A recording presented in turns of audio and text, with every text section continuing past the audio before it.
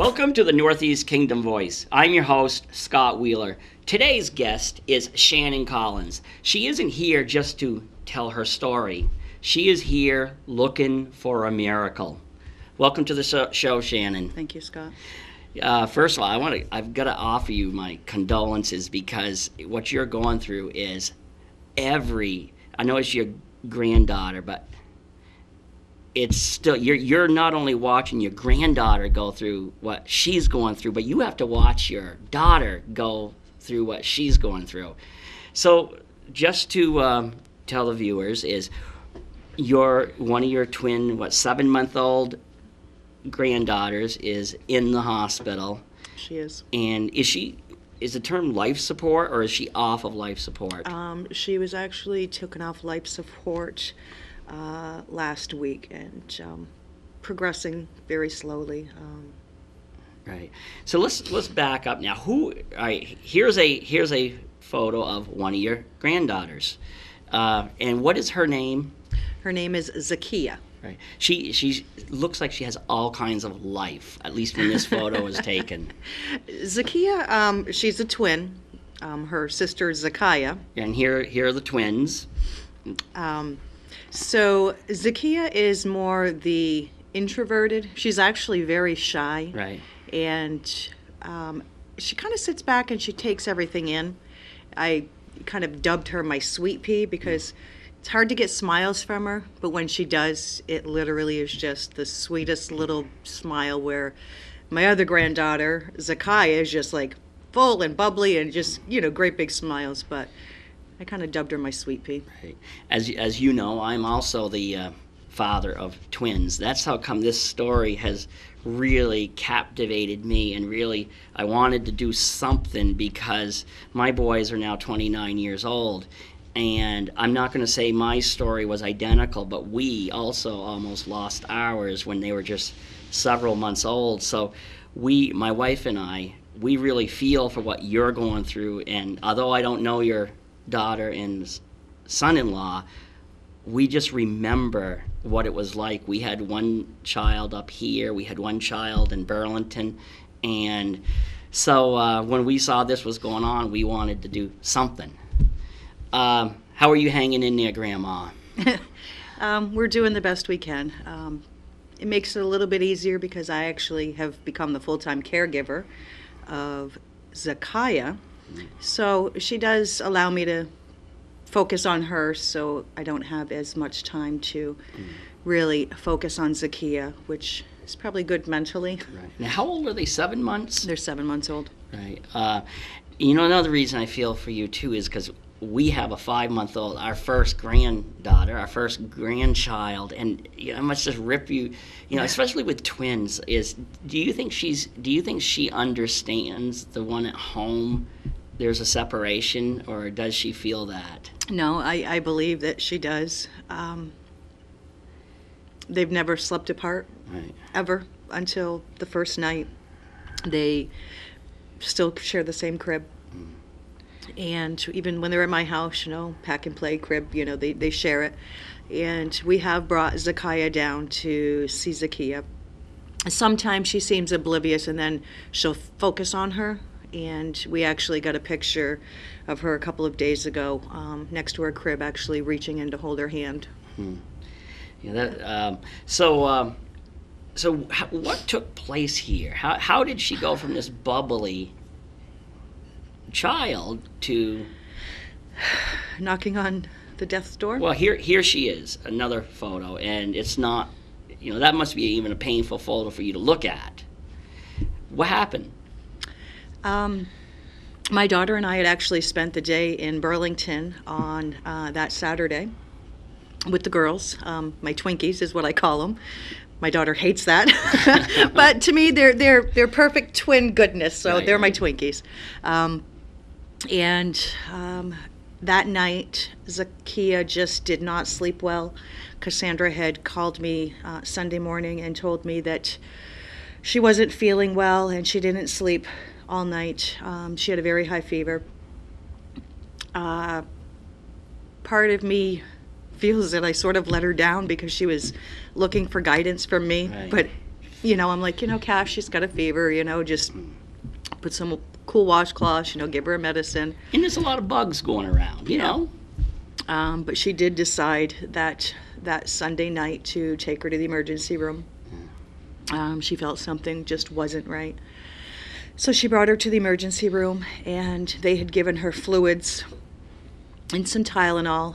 They gave her some fluids through an IV because she would not drink. Right. And they sent her home and told her to follow up with her primary care the next day.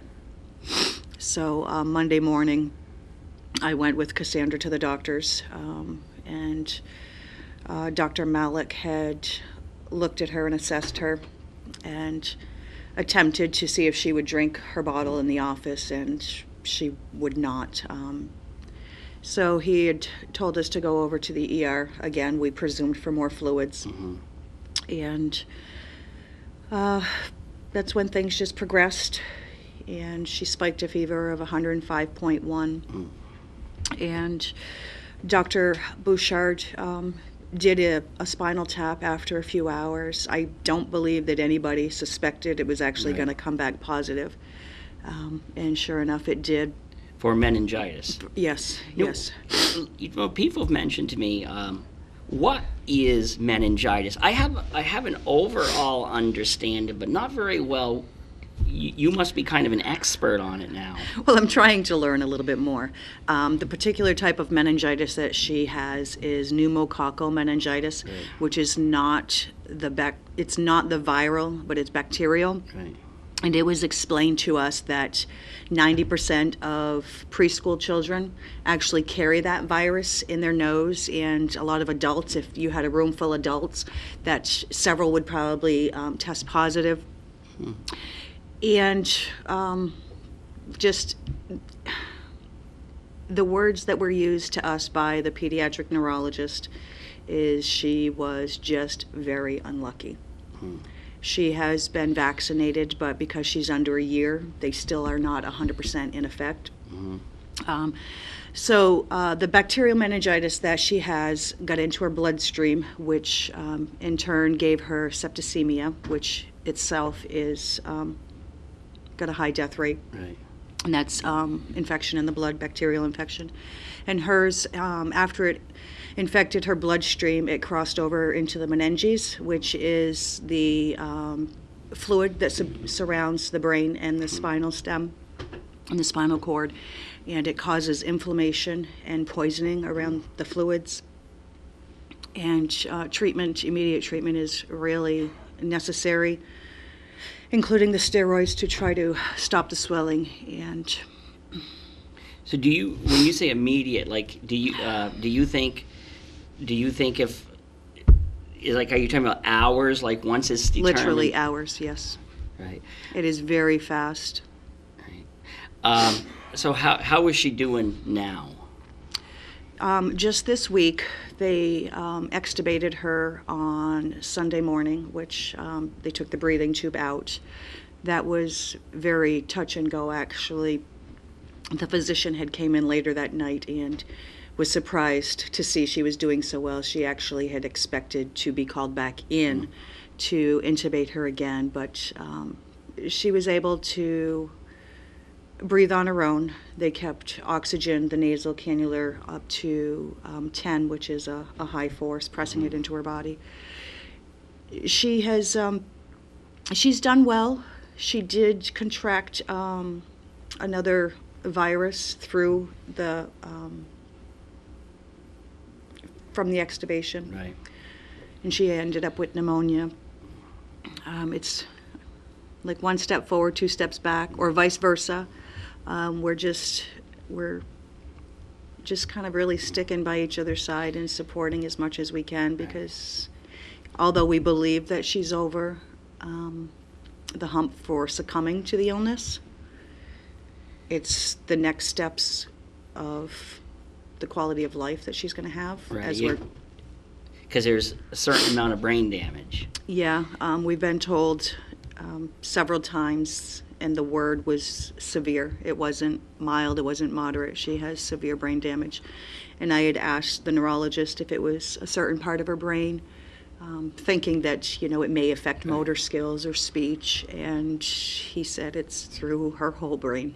Maybe I'm just being overly optimistic, but is there any more hope because she is young to where things will reroute themselves? Everybody's told us that's possible. Right. That she's young. That's coming from basically the public. The physicians itself won't say one way or the other because the brain is something they can't completely understand at this point. Right. I wished that I had more information. They did take her out of the medically induced coma. Right. So she does open her eyes. She's very blank right now.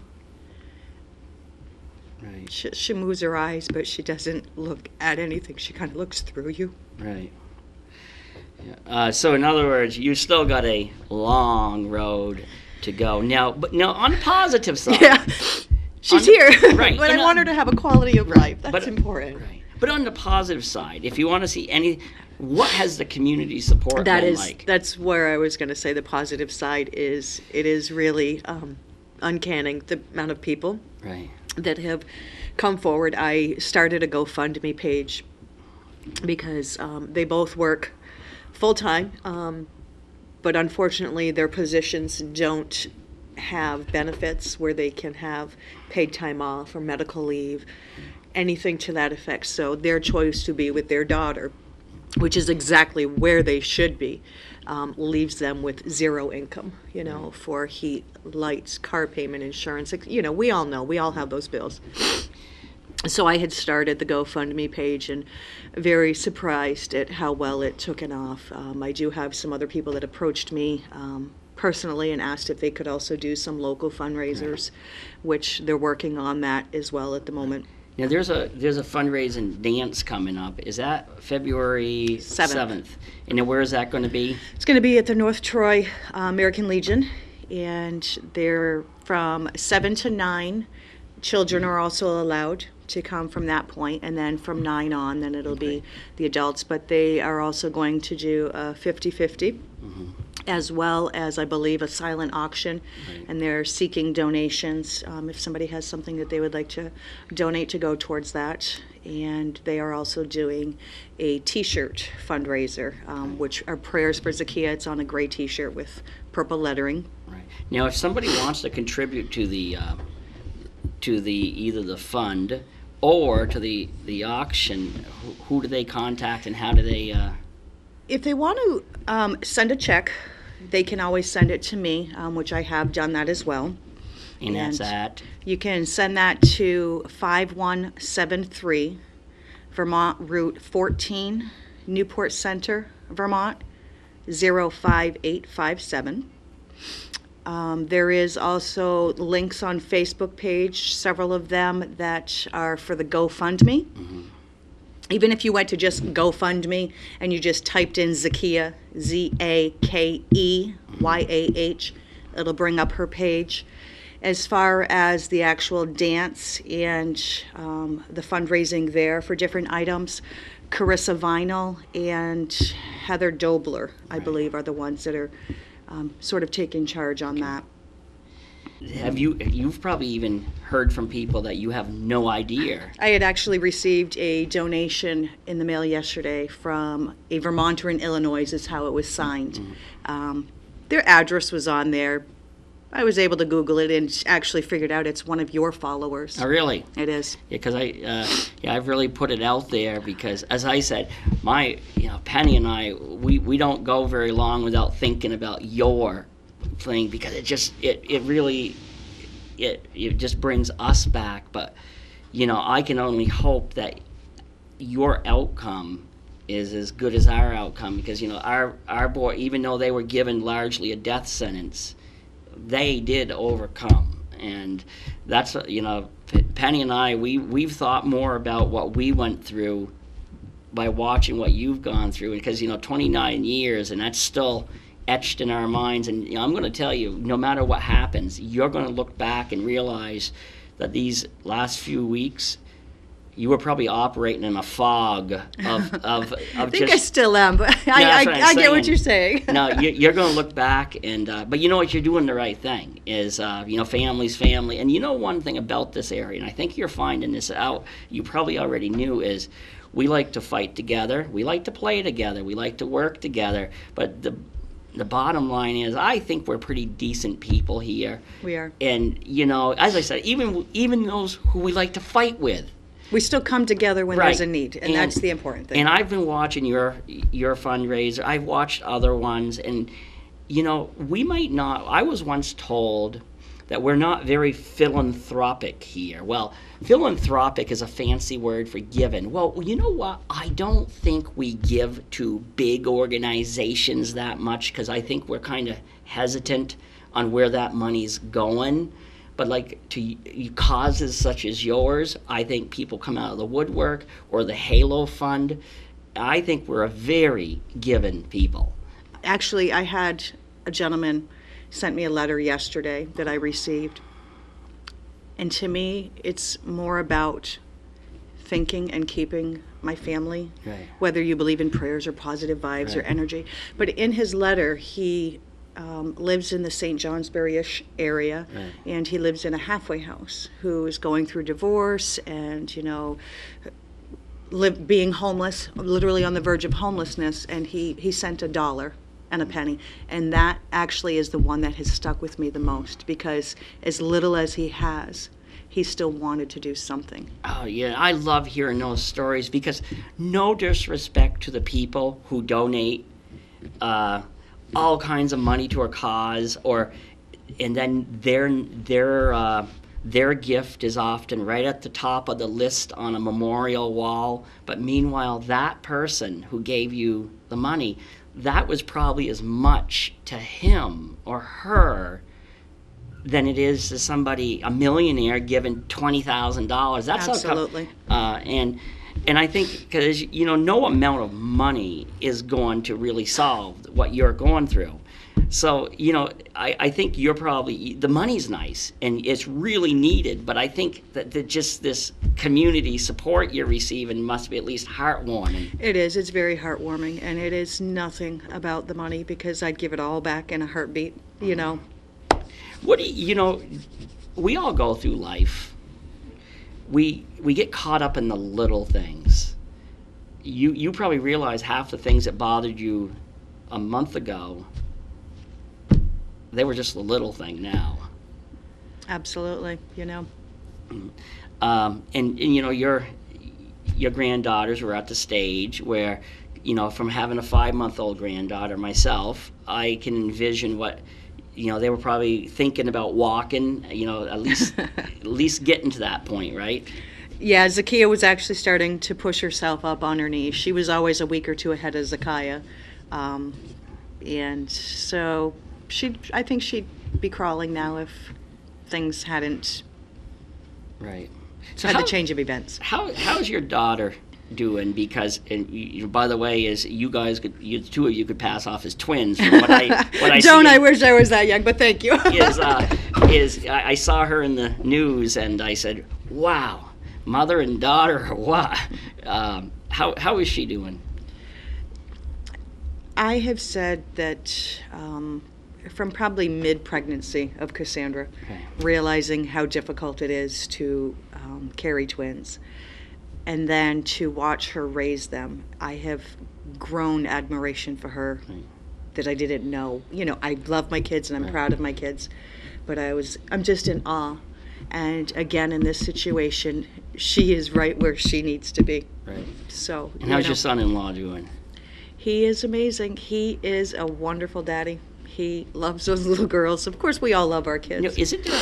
Do they have an older brother? They do, Right. yes. And how old is he? Zandon is 4.5, and he knows that his sister's sick. He's been down to see her a few times. Cassandra and Nook do Skype with Zandon. So we really want to try to keep as much normalcy in his life Right. as possible. So we try to keep him, up here, and he goes to preschool, keeps the same routine as that's really important for him. So currently, your granddaughter is in Burlington. Now, did I read something that she might have to go elsewhere? Yes, Cassandra had contacted me yesterday. It's in the very early stages of talking, but they had mentioned to her that they may need to transfer her to another facility that has inpatient therapy. Right. There isn't one in Vermont. They had mentioned Massachusetts, New York, New Jersey. I'm really not 100% sure exactly what their thoughts are. I don't know if it has to do with traumatic brain injuries. Because of the severity, I haven't been privy to those details yet. Right. And that's gonna be a whole new issue, because then there's gonna be a lot of traveling, and then are they staying at the hospital now? They are. There's a little twin bed next to the crib that they both sleep on together at night. I actually gave them the night off on Saturday night, and I had them go stay with my other daughter, who is a student at UVM, who has an apartment down there. So they stayed there, and I actually stayed with Zakia for the night, and hoping that they would get a good night's sleep and they could spend some time with Zakia as well. Unfortunately, that didn't go very well. I mean, it went okay. They just didn't sleep very well because they were too concerned about not being with Zakia. But they are sleeping in her room right next to her. When we were down here with our children, if I recall right, it was Baird's unit. I don't know if that's the Baird is the pediatrics floor. Right now. Zakia, I do it all the time, is still in the PICU, which is the Pediatric Intensive Care Unit, and that's on the McClure floor. Eventually, when she is transferred to the regular pediatrics, that would be the Baird. 29 years later, I still remember that, and it's amazing. It is. All right, as we near an end, what does your family need? Really, the support. I mean, the financial support is wonderful, and it does seem like it came to a really quick halt, slowed down. Right. And now with the possibilities of continuing to have treatment out of state, bills are going to continue to pile up. I don't mean to. It's not that I want somebody to support them. Right. We're doing the best we can as parents. We are a split household. Grandmom and grandpa are, not together, but we get along very well. So, Zandon is with grandfather, and Zakia is with Graham, and we do visits. But the unknown, especially the therapy and the treatments that she's going to need, everybody thinks, well, she's off the respirator. Yay, joy to the world. But unfortunately, there's going to be a lot to follow up. The numerous doctor's appointments, the specialist, if she's going to need a special wheelchair, she has no neck muscles. We don't know if that's something that she's going to regain. Anything that anybody could support. And, I've told a few people, they're like, I wished I could give you more. I'm like, don't waste your wish on that. I appreciate it. Use your wish for Zakia's health. Right. Well, in closing, I commend you for coming on, because I could tell this wasn't, it was something you were looking forward to, but I also knew you dreaded it. But I wanted to reach out to you and invite you on, because I think people need to hear your story. Thank you. And as I said, we really feel your pain. Some people, if you haven't been through it, you might not totally understand, but we have been there. So many roller coasters, literally from hour to hour, things were changing, between her having seizures and posturing and her body temperature dropping and then fever starting in, and then, every day it was something. And as I said, is with you have to, watch your granddaughter go through it, but then there's nothing for you to protect your daughter from the pain she is going through. And I think my wife would say, from a mother, that's probably the worst thing that you can get. When you can't help your child. Right. And you see your child suffering because she can't help her child. Right. Okay, well, my best wishes are with you. I have been Scott. following it, and I really hope things turn out well for you, and I'm really proud of our community for I am rallying too. for you. Absolutely. Thank you all. Okay. And thank you to the viewers for tuning in to another segment of the Northeast Kingdom Voice.